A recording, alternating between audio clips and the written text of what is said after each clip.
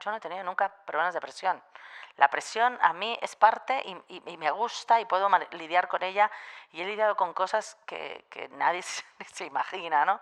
Y eso no es el problema. El problema es realmente decir, de todos los proyectos que haga, quiero intentar que todos me gusten, todos sean disfrutables y que aporten algo al mundo, no tirar más contenido que nadie quiera ver.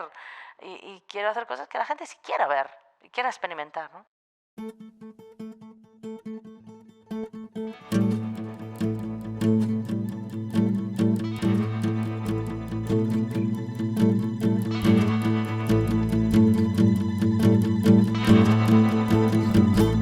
Su atención, por favor. Mi nombre es Roger Casas Alatriste y en este podcast conversaré con personas expertas en el mundo de la economía de la atención, ya sean creadoras, curadoras o consumidoras de contenidos. Hoy en Su atención, por favor, hablaremos con Mónica Moro, presidenta del Club de Creativos y fundadora de This is Libre, agencia colaborativa enfocada a la creación de contenidos y experiencias. Previamente trabajó durante 20 años en Macán, España, donde comenzó como becaria y ascendió hasta ser directora general creativa, y realizó campañas emblemáticas para marcas como Coca-Cola, Campofrío e IKEA. Mónica fue la primera creativa publicitaria española en formar parte del comité directivo del International The One Club for Creativity de Nueva York. Figura también en la lista del Top Talent del Big One Creative Ranking y fue nombrada como la creativa más admirada de España de 2021 según Scopen. Cuenta con más de 1000 premios, entre los que destacan varios Ondas, Cannes Lions, One Show, Clio, El Ojo de Iberoamérica o El Sol. Con Mónica hablaremos sobre su ambición de conectar con las personas de la manera más genuina, del proceso de creación de proyectos con la metodología del pensamiento integrado y de cómo gestionar nuestro propio ego para aprender en un entorno de creación colaborativa. Muchas gracias por su atención. Hoy tenemos la grata visita en las oficinas del Cañonazo de Mónica Moro. Mónica, ¿cómo estás? Muy bien, encantada de estar aquí contigo. Un placer. Oye, pues vamos a hablar directamente de todo lo que tiene que ver con la publicidad y todos los cambios que están sucediendo en la publicidad en general y también en tu vida profesional, que es un momentazo, yo creo. Pero quiero retratarme un poquito al pasado. Yo creo que en las últimas 2 décadas o 3, la publicidad se ha complicado mucho, es a mi parecer, ¿no? Hace 20 años teníamos muchos menos canales y yo creo que también como usuarios éramos más educados, ¿no? Estábamos viendo la tele, venía un corte comercial y nos quedábamos ahí sentados viendo anuncios, ¿no? Entonces yo tengo la teoría, pero eso tú me lo dirás, de que era mucho más fácil el decir, oye, vamos a hacer un anuncio, vamos a hacer una campaña y que permee y que funcione, digamos, entre el público. No sé tú cómo lo veas. Estoy completamente de acuerdo. No solo era más fácil, sino que era más rentable también, a nivel de economía de ideas y en términos monetarios, y más eficiente. Es verdad que la atención era... Siempre ha habido ese discurso de cuántos mensajes recibimos al día, pero la atención era muchísimo más fácil de capturar. Y para un trabajo de un creativo, ni te cuento, ¿no? Al final, los encargos que recibíamos era de, hay que hacer un spot de televisión y como mucho iba pegado una cuña de radio o una pieza gráfica, ¿no? Y entonces entramos en este mundo digital en donde hay una competencia acérrima, ¿no? Y voy a agarrar una frase tuya que dice, los anunciantes ya no pagan lo mismo y por ese mismo dinero se tiene que hacer muchas más cosas. Absolutamente, ¿no? Comienza esa era digital y de activaciones y de experiencias y de tratar de conectar con la gente en cualquier momento y en cualquier lugar y todo se complica, pero también hay que ver una parte positiva, también tiene una parte como interesante en la que la gente empieza a tomar el poder, ¿no? Pero sí, no tiene nada que ver, ¿no? O sea, de la era Mad Men, que duró muchísimo, duró muchísimo, o sea, igual duró 40, 50 años, a donde estamos hoy es absolutamente... Son casi profesiones diferentes. O sea, de hecho han surgido nuevas profesiones dentro de la publicidad y la creatividad a raíz de esa transformación. Y creo que en cierta forma también como que se han, no sé si a lo mejor arraigado fórmulas o cosas que sean como preconcebidas. Aquí hay otra frase tuya que también me gusta mucho y que dice, elegí esta profesión porque me quiero entusiasmar con todos los proyectos que haga. Entonces ahí yo lo que te quiero preguntar es, qué debe tener un briefing o una marca o lo que te vaya a contar una marca para entusiasmarte a ti como creativa? Bueno, para mí ambición. Y ambición de conectar con la gente de una manera más genuina, ¿no? Yo siempre también otras de las frases que digo es que yo odio la publicidad, al igual que la odia la gente que está por la calle. A nadie se levanta por la mañana diciendo voy a ver un anuncio, nadie le encanta abrir su móvil o cualquier dispositivo y encontrarse con un montón de anuncios cuando va a buscar un contenido y tener que buscar el aspa para cerrar, para ver lo que quiere ver. Sin embargo, por eso a mí me gusta la publicidad que se parece menos a la publicidad y que la gente quiere ver o experimentar voluntariamente. Entonces, a mí esos proyectos de ilusionarme tienen que ver con cosas que tengan una libertad en el formato y sobre todo de qué cosas voy a hablar, ¿no? Y me apetece hablar de cosas que le importen más a la gente, ¿no? No es esto de, ¿no? de hablar de tu libro, sino de qué libro le gustaría leerse a la gente, ¿no? Y a veces que hay un error ahí en donde nos empeñamos en hablar de cosas que a la gente no le importan. Y justo de eso te quería preguntar, porque normalmente a los grandes creativos se les suele preguntar por las campañas más premiadas y las que más renombre han obtenido, digamos, en el sector. Y quería preguntarte si hay alguna campaña, anuncio o lo que sea que recuerdes tú, que a lo mejor igual no haya tenido tantos premios, pero que te la hayas topado en conversaciones coloquiales, en bares o en restaurantes, que dijeron, oye, hay gente que no es del mundo de la publicidad y que está hablando de este trabajo que yo... Mira, yo creo que la gente habla mucho de publicidad, pero porque no la sienten como publicidad. Para mí ese es el desafío, ¿no? Cuando la gente le incorpora a su vida esos contenidos. Y hay veces que, ojo, hay veces que son anuncios, ¿eh? Anuncios con un principio, una historia, un final y un logotipo que aparece y que te trata de vender algo, ¿no? Que es eso también otra cosa en la que parece que habría que huir porque nos da vergüenza. Y yo siempre digo, bueno, un poquito de tranquilizarse con eso, ¿no? Todo el mundo está en esta vida vendiendo cosas. Pero no sé, a mí me parece que la publicidad llega un momento que ya está compitiendo con el último serie que está lanzando Netflix o con el super hype de un reality que arrasa entre la población, ¿no? Totalmente. Hace poco cerraste una etapa de 20 años Sí. en McCann, donde entraste como becaria, ojo, Sí. y saliste como directora creativa, ejecutiva y no sé cuántos cargos. Directora general creativa, sí. Directora general creativa. O sea, digamos que entraste por la puerta más pequeñita y saliste en la cúspide.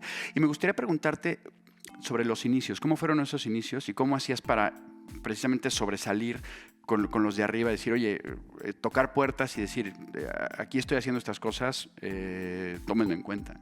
Bueno, yo siempre digo que tuve mucha suerte. Había un momento en que te decían que parecía que no te podías decir que tenías suerte, sobre todo si eras mujer, porque dices, no, tú te lo has ganado. Y sí, yo me lo he ganado y también he aprendido a darme cuenta de que efectivamente he trabajado mucho, pero yo creo que sobre todo era, y he sido y sigo siendo una persona muy entusiasta con lo que hago, con el trabajo, con una implicación brutal y por tratar de realmente hacerlo mejor, ¿no? De hacer cosas que resonaran diferentes, que tuvieran otro punto de vista, otra mirada, y esto desde siendo muy, muy jovencita y muy pequeñita, ¿no?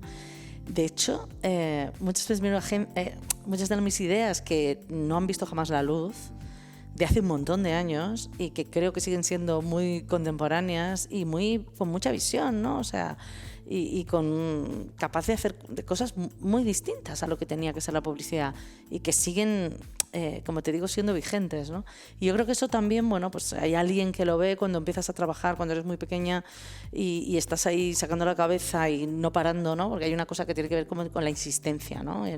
Y esa resiliencia, ¿no? De seguir y más ideas y ser casi como una ametralladora de disparar ideas, y cuando alguien ve eso a su lado, pues yo creo que le interesa, ¿no? Tener gente así. A mí también me interesa tener a mi lado gente que sea muy productiva, muy entusiasta y con ideas que me sorprendan, ¿no? Oye, ahora que hablas de esas ideas que no han visto la luz, ¿las tienes guardadas en algún lugar? Sí, por supuesto.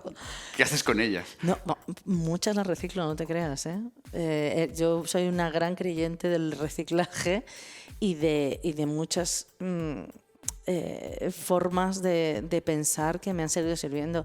Me ha pasado, es muy curioso, muchas de esas ideas que no he visto a la luz las he visto hechas años después por compañías y además cosas que han sido muy exitosas, y te juro que te lo cuento con total humildad, ¿no?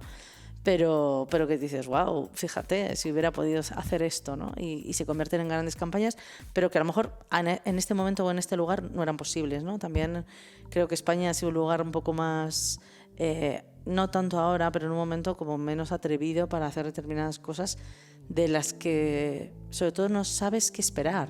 Que yo creo que eso es la gran incógnita, ¿no? Cuando tienes delante de ti una idea que dices, ¿qué es esto?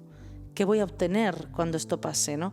Y esa es la gran barrera que pienso de que las ideas más innovadoras se quedan en un cajón. Oye, y segundo, a partir de esto que me comentabas, imagínate que hoy nos está escuchando una chica que acaba de entrar de becaria a una agencia o a una productora Sí. o a un cliente.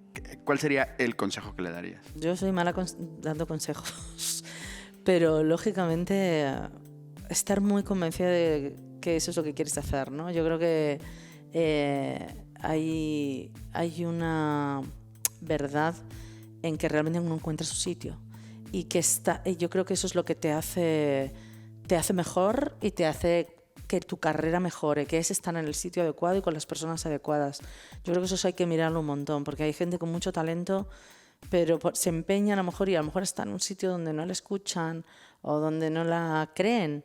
Y me parece que es tan importante encontrarte en un sitio donde sientas que vas bien acompañado, donde tienes tu voz, donde se te escuche y donde puedes progresar. Yo eso lo tuve y creo que eso ha sido lo que ha hecho que mi carrera fuera como fue, ¿no? Y como es, porque me he sentido así. Y hay muchos lugares que a lo mejor te empeñas en estar, pero son sitios donde no te van a escuchar nunca, ni te van a acompañar, ¿no? Y es muy fuerte y yo creo que muy poco típico que haya sido en un solo sitio, porque Sí. oye, entrar a Macán de becaria es como Total. entrar a, no sé, a la Champions directamente. Sí, O sea, no es de, sí, oye, sí. fui becaria del Cañonazo y luego salté a, ¿no? Total, no, eso es cierto, porque a mí me pasó una cosa que es que cuando empezaba, ¿no? Yo empecé además muy pequeñita, yo tenía 21 años y yo tenía briefings claro, me acostumbré, también tuve, insisto, mucha suerte con el equipo que me acogió, que era Juan Nuncioli, un grandísimo creativo que también era muy joven, pero que eran como la estrella de la agencia, él y Rebeca Díaz. Entonces teníamos proyectos ya siendo trainees que eran de hacer campañas de televisión, cuando en ese momento la gente estaba haciendo un folleto. Entonces yo me salté muchos pasos que lógicamente luego hice porque me tocaba también otro tipo de trabajo, pero me lo salté muy rápido, ¿no? Entré en un casillero como que cuando juegas a la oca, que dices, oca, yo que tiro porque me toca, y de repente dices, wow, he saltado de la 1 a la 10, 1, por el sitio en el que estoy, 2, por esa gente que me va a mentorizar, que por eso insisto que es tan importante que trabajes con gente a la que admires y te escuche y te acompañe. Y luego, bueno, pues que tuve la oportunidad de hacer trabajo con mucha visibilidad desde muy pequeña y no era normal. Pero sí que he sabido de verdad darme cuenta de ese privilegio, ¿no? De haber estado ahí, pero también creo que lo he aprovechado, claro. Totalmente. Ahora me quiero saltar hasta hoy. Mero final. Bueno, no, Sí. antes. A este momento de tu salida, ¿no? Me imagino, o sea, creo que todos tenemos esa imagen, ¿no? De ese momento Don Draper de estar meditando en una montaña, ¿no? Pero sí me interesa saber cómo es ese momento de pasar de este momento frenético de tener mucha información, de tener mucho briefing, muchísimo trabajo, a ese momento de remanso de paz, que no sé si lo tuviste. Lo tuve. Bueno, yo, y aparte... Mira que dices, Don Draper meditando. Yo, para tomar la decisión de dejar este lugar, hice mucho proceso de coaching. Antes. Sí, porque tenía la idea en mi cabeza, ¿no? De decir, yo quiero hacer otras cosas. No hacer otras cosas, pero hacerlas de otra forma. Yo ya sentí que ya había pasado mi momento ahí y como tú bien dices, son más de 20 años ahí y había como una dependencia emocional y mucho trabajo encima, y sigo siendo una persona que soy incapaz de pedalear, ¿no? O sea, me cuesta mucho parar. Pero a tu pregunta, cuando ya lo decido, lo digo, ya o sea, hay un proceso muy bonito y muy también privilegiado de poder despegarte de la foto, ¿no? Yo creo que todos vivimos como pegados en una instantánea, capturados como en un fotograma, ¿no? Donde estás viviendo en ese momento. Y es esa cosa que es como lo del bosque y el árbol, ¿no? Pues yo estaba masticando corteza. Y de ahí, no solo en ese momento, sino cuando te vas separando de ese fotograma y te vas alejando de esa foto, tu cabeza también va cambiando. Es decir, tú en el momento que te dejas, y yo tenía unas ideas y decía, ahora voy a hacer esto, voy a calmarme, ¿verdad? Y a medida que te vas alejando, tienes esa gran capacidad de analizar, de ver el entorno. Cuanto más te separas de la foto, más perspectiva tienes, más sabiduría te vuelve y más capacidad de analizar. Y yo eso lo tuve durante un largo periodo de meses de non-compete, de un acuerdo de no competencia que tenía con la agencia. Y joder, tampoco parar, ¿no? Porque, como te digo, soy incapaz. Eso es un tema que me tengo que mirar. Ahora que estoy en proceso, que tengo mi marido, mi chico está todo el día meditando y me dice, por favor, medita, ¿no? Pero yo me cuesta, pero sí que trato de parar para tener esa capacidad de reflexión que creo que poca gente tiene en nuestra industria. Y claro, ¿qué es lo que te quería preguntar? O sea, porque claro, tú digamos que hiciste este proceso de una forma, entiendo, más personal o propuesto por ti mismo, pero Sí. ahora que lo pienso es que casi, sobre todo en agencias o en empresas del mundo de la comunicación que vamos a este ritmo frenético, pues el tener una figura que con todo el equipo diga, a ver, vamos a tener este momento de recreo o de paz o algo así y la imagen de estar masticando corteza es brutal, porque es que yo que todos lo hemos sentido en cierta forma con diferentes ritmos y diferentes exigencias, de no poder parar y darnos 2 pasos para atrás y ver lo que acabamos de hacer antes de meternos en el siguiente Sin proyecto, duda, ¿no? eso no sucede. En nuestro día a día, Claro. es que es la realidad. No sucede, creo que hay muy poca capacidad de reflexión y de análisis y por eso estamos en la rueda del ratón y poca gente tiene esa posibilidad, ¿no? Yo creo que es muy necesaria, sobre todo para poder decidir, que me parece brutal, poder decidir qué quieres hacer y qué no. Que eso tiene que ver con la libertad y que tiene que ver con tu nueva empresa. Sí. ¿A que sí? ¿No? Sin duda. Y entonces me imagino que estarás probando muchas cosas y Sí. me has adelantado un principio que me encanta, que es las ideas antes que las estructuras. Exacto, sí. Hay una cosa que también me dio cuenta que también el parar y dije, ¿yo por qué elegí esta profesión? Yo la elegí por ese entusiasmo, por poder hacer cosas que conecten y eso es lo que más me hace disfrutar. Y yo lo que quiero ahora es, en tu cuota de tiempo, de trabajo, hacer del disfrute la mayor proporción que pueda, ¿no? Y llegó un momento en que no era así, ¿no? Entonces, tomar conciencia y decir, bueno, para eso creo que tengo que tener esa capacidad de dedicarle más tiempo a la idea y a disfrutar del proyecto. Y cuando tú piensas en la idea y en el trabajo, en qué es lo mejor es poner a la gente adecuada a hacer esto. Y por eso la idea va por encima de la estructura, porque la estructura viene después. ¿Qué necesitas para acometer esa idea? ¿Qué recursos? ¿Qué personas? ¿Qué talento? ¿Qué tiempo? ¿No? Y no al revés.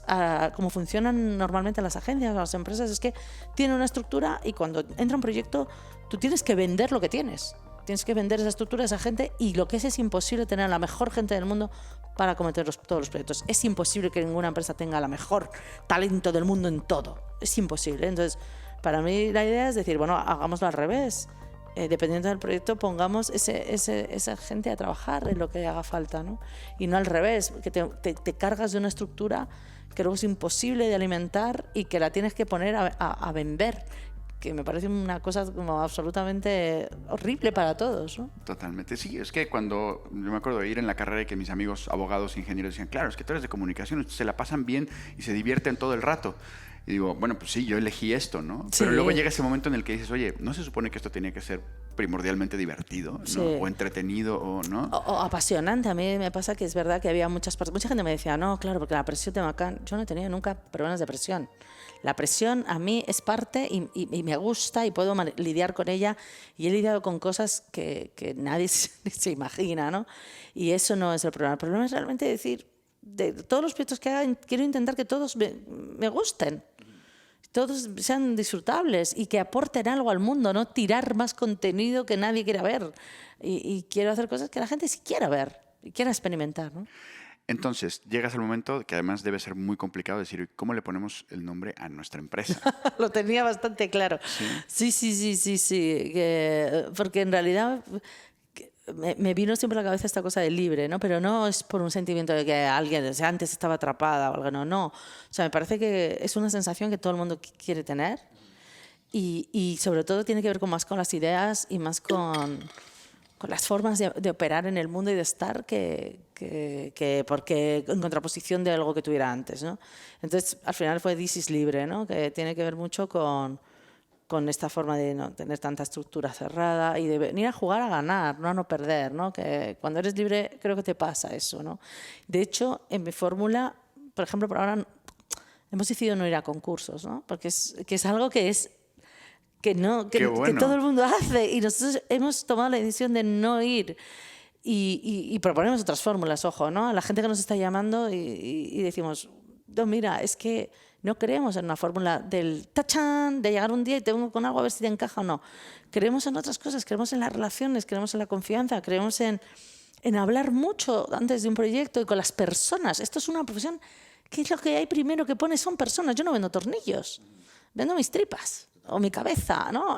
La pongo al servicio de una marca. Entonces, hay algo que tiene que ver con la gente, que nos sentamos alrededor de una mesa de resolver un problema que no se resuelve en un proceso de concurso donde prima el tiempo, el dinero, el no sé qué. No me interesa. Me interesa, de verdad, construyamos una relación, hablemos del desafío y si te interesa cómo pienso y cómo puedo defenderlo, seguro que lo vamos a hacer. Es que si no seríamos tontos. Y se está pudiendo, porque nosotros es algo que hemos tratado de hacer de hace tiempo, el decir, oye, hablemos, dialoguemos mucho, en lugar ese momento que dices tú, el tachán, vamos a levantar la manta, y que hay gente que es buenísima levantando, ¿no? Y descubriendo eso, y que luego habrá muchas veces que eso funciona muy bien y habrá otras que no. Claro, muchas veces ni siquiera va para adelante, ¿no? Claro, Eres tachán y luego dicen, bueno, ahora vamos a hacer el proyecto. Y dices, ¿perdona? Ah, ok. Sí.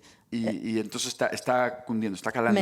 Por ahora sí. Es verdad que hay un ejercicio de renuncia, ¿no? En todo, ¿no? Porque hay mucha gente que tiene... Es verdad que yo creo que en España, además, cada vez más hay muchas cosas que son por proyectos y se ha instalado en la idea de... ¿no? A mí me parece que es como un cambio de cromos constante, ¿no? De van rulando las marcas por las agencias y hay muchos pools y tal, y como que está instalado este sistema, ¿no? Por ahora, afortunadamente, con las relaciones que estoy teniendo con clientes, hay muchas que ya están siendo así, sin necesidad de concurso. Y como te digo, hay otros pues que tienen estos sistemas internos de procurement y que les obligan a hacer un concurso. Pero bueno, hay mucha intención incluso de encontrar ese proyecto adecuado para trabajar juntos con gente que quiere trabajar con nosotros. Y entonces llega a la mesa de This is Libre un briefing ya para vosotras. ¿Y cuáles serían las claves de ese proceso, que empieza ahí y hasta que se acomete el proyecto? Pues una cosa en la que creemos mucho es el pensamiento integrado. Es decir, se ha trabajado normalmente mucho como por fases, ¿no? Entra un briefing, hacemos la estrategia, luego piensas la creatividad y luego al final ¿dónde sales? A mí eso es un sistema que me parece también obsoleto y donde me gusta integrar desde el principio, por ejemplo, es los formatos y los medios. Era yo algo que observaba y me daba mucha rabia que al final la inversión que hace un cliente, lo que no entiendo es con tanta especialización que se ha hecho, al final hay algo que me parece que se pierde el control de la coherencia, ¿no? Porque hay como 25 agencias trabajando por una marca y cada una haciendo algo, tratando de llevarse un cacho del pastel o de esa vaca. Y a mí me parece que también que eso no es bueno para los clientes, ¿no? Me parece más interesante, por eso, juntarnos todos y, desde luego, a la distribución de medios y la amplificación para mí tiene que estar en el principio y es donde yo los invito desde el arranque para que sea así como hacer mejor los proyectos. Y aquí hay otra frase tuya que yo la afirmo porque además estoy totalmente de acuerdo. Las mejores ideas vienen de equipos heterogéneos. Sí. Vamos, total, con gente igualita, ¿no? Esto ya lo dicen mucho los americanos. Gente blanca, hombres privilegiados económicamente del mismo origen. Creo que lo que va a salir es ideas de blancos, ¿no? Entonces yo creo que es verdad que también hay un ejercicio que tiene que ver con el ego, ¿no? Que es una cosa que tenemos todos y es así y hay que utilizar muy bien tu ego. Y también yo he aprendido esa cosa de mi ego, alimentar mi ego gracias al ego de otros, de gente muy talentosa que incluso sea mejor que tú y que aporte puntos de vista distintos y aceptarlos y abrazarlos y meterlos dentro de la ecuación. Y de hecho ahora estoy más colaborativa que nunca, es decir, creo más que nunca en la colaboración y con otras cabezas y otros talentos, porque me parece que es quien gana, te juro, yo, por egoísmo, yo. Yeah. Y por honestidad, el trabajo. Y eso es una forma deliciosa de trabajar en el que todo el mundo aprende, que todo el mundo aporta, todo el mundo pone lo mejor de sí mismo para actuar, ¿no? Y es fuerte, ¿no? Ese momento en el que a lo mejor estás sentado en una mesa con una chica de 21 años, como a lo mejor los tenías Sí. tú, y llega y te dice una cosa brillante, Claro. ¿no? No todo el mundo lo encaja fácil esto, ¿no? Sin duda, pero yo no creo que, fíjate, para mí no es simplemente por gente distinta, por distinta edad, también me parece que es distinta por las disciplinas, porque la gente piensa muy distinto dependiendo en qué lado de su especialidad esté, ¿no? Y sí que es verdad que tenemos que aprender a escuchar mejor, ¿no? A otros talentos y a otras personas, sin duda. Y por eso te digo que hay un acto de generosidad, pero también es un acto de egoísmo. Porque de verdad sí, pero también tiene que ver con el talento, ¿eh? Ojo, ¿eh? No todo el mundo de 20 años es bueno, porque sean joven no te va asegurada la frescura ni el talento, también lo digo, aunque sea muy impopular decir esto, y tiene que ver, yo creo, con detectar, es verdad que hay gente que son mejores que otros y hay que buscarlos y con eso es trabajar. Oye, y cuando termina la jornada, dices, ya, ok, lo hemos dado Sí. todo para desconectar, para que entre aire al cerebro y estas cosas. ¿Qué es lo que haces? Pues para serte honesta, mi desconexión son mis hijas, ¿no? Tengo 2 niñas de 9 años, mellizas, Ok. y son mi inspiración total, ¿no? Porque tienen una edad maravillosa, tienen cada vez, los niños demandan más, ¿no? A medida que, ¿no? Cuando la gente tiene un bebé, no, es muy... Y digo, espérate, tú espera lo que viene, porque son personas que te necesitan y que tú las necesitas y ya para mí mi tiempo con ellas es hiper valioso, muy rico, me lo paso genial, son grandes compañeras de mi vida, ¿no? Y entonces me gusta mucho a diario, lógicamente, pasar tiempo con ellas, me gusta cocinar para mi familia, me relaja muchísimo y hacer, en el fondo, el día a día, ¿no? Uno trata de buscar como quiero hacer cosas.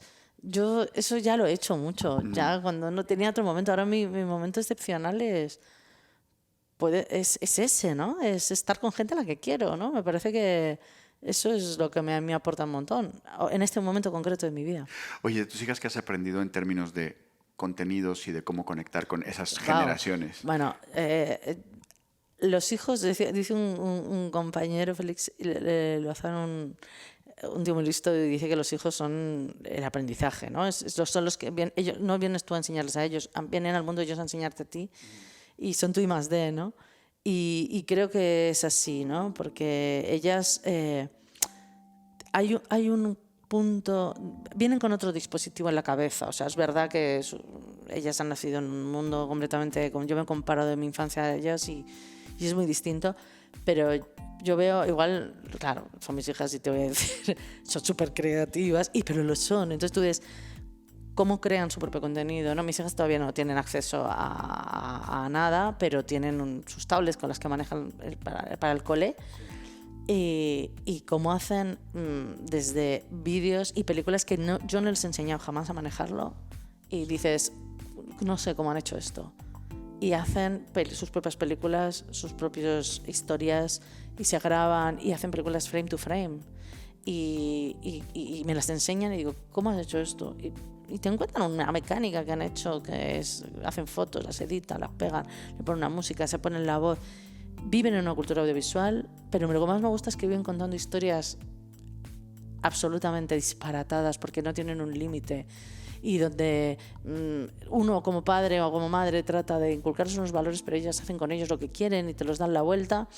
Luego, realmente también me aprendo mucho de esa economía de la atención, ¿no? Cómo su atención es muy difícil de capturar, pero cómo con cosas pueden realmente pasarse horas mirando, y a veces tiene que ver con algo manual si les atrapa, ¿no? Entonces ahí te das cuenta lo importante que es el contenido para la persona, ¿no? Ellas pueden estar aprendiendo origami, que es una actividad absolutamente manual, y haciendo pajaritas y ranas y cosas con sus manos, pero lo están aprendiendo de una pantalla porque hay una chica japonesa que no habla su idioma, o sea, obviamente está hablando japonés, y ellas están siguiendo las instrucciones para hacer eso. Otra de mis hijas está aprendiendo coreano porque escucha K-pop, entonces se ha puesto a aprender coreano. Wow. Con una aplicación, y porque le gusta, y entonces está dibujando los iconos, ¿no? Los símbolos, y va entendiendo los consonantes. Eso es su mundo. Eso es su mundo ahora. Entonces, obviamente, a mí me vuela la cabeza, ¿no? Y también te das cuenta, bueno, pues que las cosas son se complican, pero también son muy básicas, porque conectan con cosas que les divierten. O sea, al final los valores tradicionales siguen funcionando. La diversión, la vista, el amor, el aprender, todo eso sigue siendo válido. Lo que pasa es que hay otras formas de hacerlo, ¿no?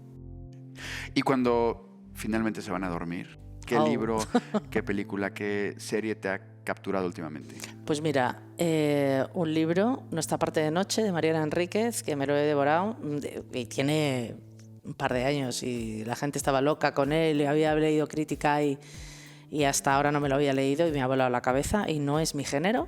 También eso es nota mental. Hay veces que hay que abrirse a géneros donde uno se acostumbra o no le parecen. Me ha atrapado muchísimo. Estoy leyendo ahora de repente una noche de invierno, un viajero de Italo Calvino, que también me está fascinando. Sí, unos bandazos ahí tremendos. Bandazos. ¿No? Y luego de serie, a mí me gusta mucho ver series. Mira, he hecho, esto aquí va de destripar total. O sea, también es estas cosas que hago, que es Severance en Apple TV, la serie de Ben Stiller esta que te vuela la cabeza, súper distinta, como increíble, ¿no? Pero de repente pues mezclas esto con...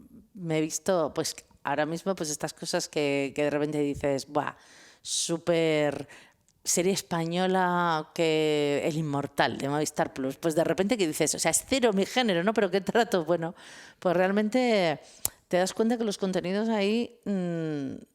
y lo que te acabo de decir es lo menos chic que puede haber, pero te lo reconozco porque dices, hay veces que uno necesita también entender lo que ve mucha gente, ¿no? Durante una época me pasaba que abría Netflix y decía, número 1 en el mundo hoy, o en España, y veía Élite. Digo, venga, entonces respiro hondo y me lo como para entender qué ve la gente.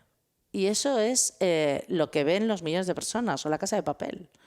Y dices, esto es lo que consume la gente y me ayuda a entender, ¿no? Por un lado, ¿no?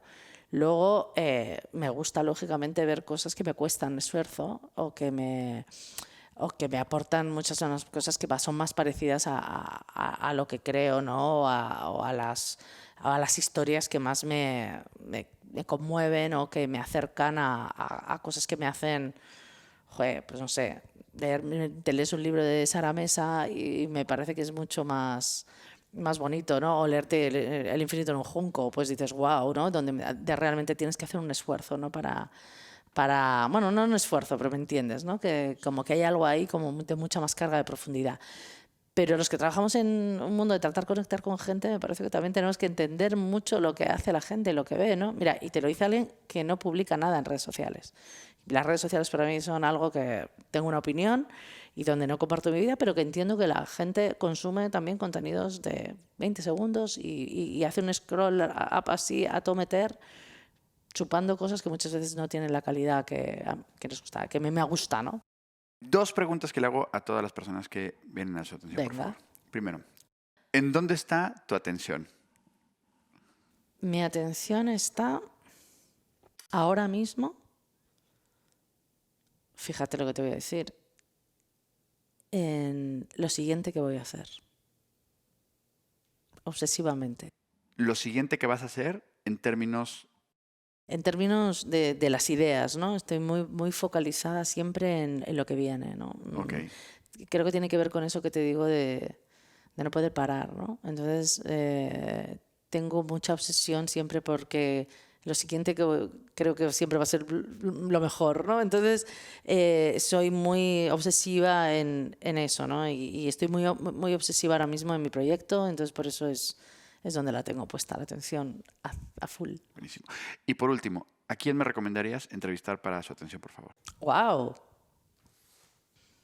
Interesante desafío. Mira, me encanta, ahora en el CDC hemos hecho unos días, Sí. se llama Elisa García Domingo, que es una socióloga que tiene un concepto maravilloso que habla de imaginación sociológica, que la llevamos el otro día en el día A con el Club de Creativos y nos dio una charla impresionante acerca de cómo pensamos, porque tú no te piensas de cómo pensamos. Claro. Bueno, pensamos de una forma que muy condicionada y ella te lo puede contar muy bien y entretenerte mucho, porque es una mirada como muy desde la doctrina, ¿no? Pero también desde las tripas de lo que nos pasa en nuestras cabezas cuando vamos a pensar y a tener una idea. ¿Por qué hacemos lo que hacemos? Pues muy interesante, me la apunto. Mónica Moro, muchísimas gracias. Es un auténtico placer esta conversación contigo. Pues muchas gracias por invitarme y nada, encantada. Cuando quieras seguimos hablando, porque vamos, carrete tenemos. Un cafecito. Oye, pues nada, y para todas las personas que nos están escuchando, muchísimas gracias por su atención. Esto ha sido Su Atención, por favor, el podcast que reúne a los mayores expertos en el mundo de la economía de la atención. Si quieres saber más de este proyecto transmedia, sigue las redes sociales del Cañonazo: LinkedIn, Instagram, Facebook o Twitter. Este podcast, Powered by El Cañonazo, ha sido posible gracias a... Director de producción, Manfredi Giannoni. Producción, redacción y comunicación, Marisa Mañanos. Tema musical, Iván Raimores y Roger Casasalatriste. Diseño de audio y postproducción, Lanjo Audiovisual Solutions. Diseño gráfico, Carlos López Lumbreras. Idea original y dirección, Roger Casasalatriste. Y como siempre, Gracias por su atención.